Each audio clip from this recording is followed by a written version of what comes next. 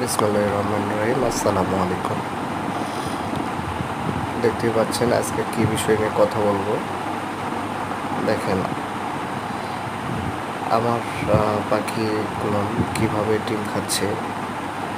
আসলেই egg food যারা দিতে চায়, এগ ফুডের চাইতে যদি পাখিদেরকে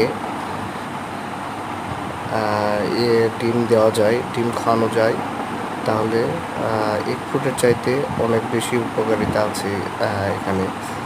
আশা করি আপনারা প্রতিটা পাখিকেই